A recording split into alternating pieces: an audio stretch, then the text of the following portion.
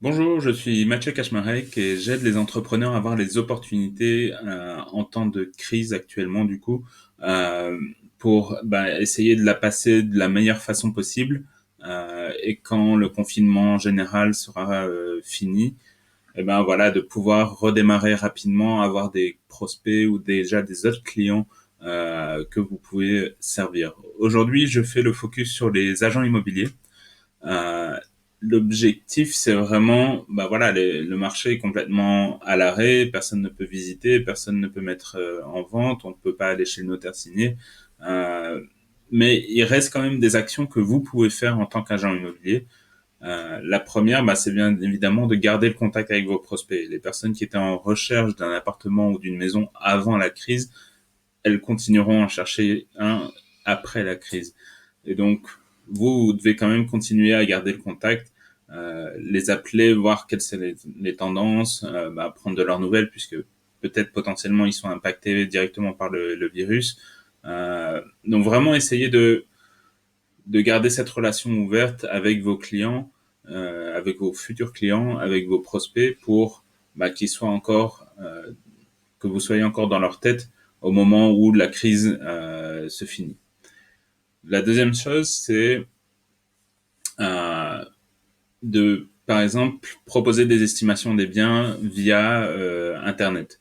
Donc, il y a des personnes qui sont peut-être en train de se rendre compte que leur appartement ou leur maison, c'est pas vraiment la bonne chose, le bon bien dont ils ont besoin maintenant. C'est-à-dire qu'ils se disent, bah voilà, c'est trop petit, c'est trop grand, je sais pas, moi, il n'y a pas de place pour les enfants, j'aimerais bien un terrain. Et il y a plein de personnes qui, avec le confinement, se rendent compte qu'en fait, ils habitent pas au bon endroit.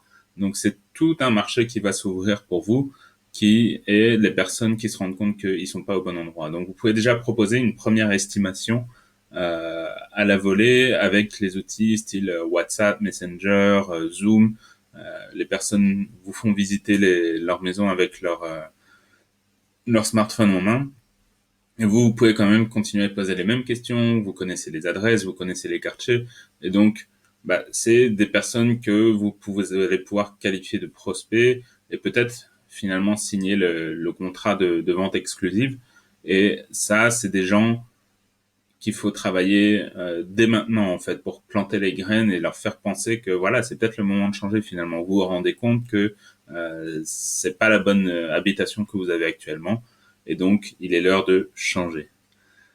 Euh, Deuxième chose, ça peut être aussi de contacter en fait les investisseurs potentiels pour connaître leurs envies en fait, puisque il va y avoir tout un tas d'opportunités qui vont se présenter, des gens qui vont avoir besoin de vendre, soit hélas par nécessité, c'est-à-dire que la personne est peut-être décédée du virus, à ce moment-là, il faut vraiment y aller avec tout intact, ou alors la personne se rend compte que voilà, elle a cassé avec son couple. Ça peut arriver, enfin, il peut y avoir pas mal de situations. Et si vous avez une réserve d'investisseurs et vous connaissez leur niveau de cash, leur niveau d'envie, d'expérience, ces personnes-là vont être disposées en fait à vous faire confiance pour la recommandation de tel ou tel bien.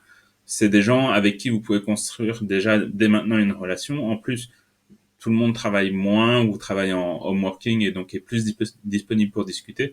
Donc vous pouvez vraiment créer ce pool d'investisseurs à votre portée de main et dire voilà à vos clients qui veulent vendre, voilà, moi j'ai des personnes qui directement sont intéressées par votre type de bien. Donc ça c'est vraiment quelque chose qui est euh, possible de passer.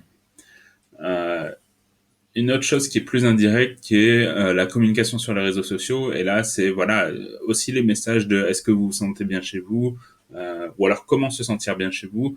Ça peut être une approche différente. Voilà pour vraiment dire euh,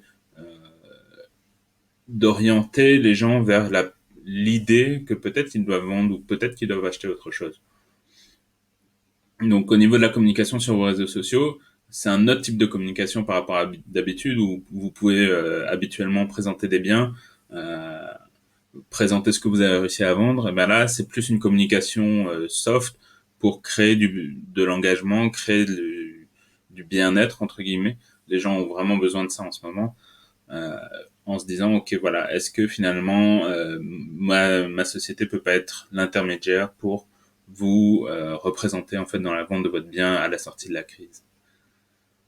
Il y a aussi possibilité de créer des nouveaux partenariats. C'est-à-dire que si vous voulez faciliter et convaincre les gens, parce qu'il y a énormément de gens qui vendent par eux-mêmes, avec des sites web style Le Bon Coin, ImoWeb en Belgique, et plein d'autres encore, et qui comprennent pas vraiment la valeur ajoutée d'avoir un agent immobilier. Eh bien, dans ce cas-là, vous devez proposer toute une série de services qui viennent en plus. Et c'est pas forcément des services pour lesquels vous n'allez pas être payé, c'est vraiment faciliter la vie en fait. Donc peut-être faire un partenariat avec un déménageur. Et alors les gens qui passent via vous, ils ont une offre spéciale. Ça peut être tout type de partenariat en fait qui donne du sens pour convaincre les gens de travailler avec vous plutôt que de le faire par eux-mêmes finalement.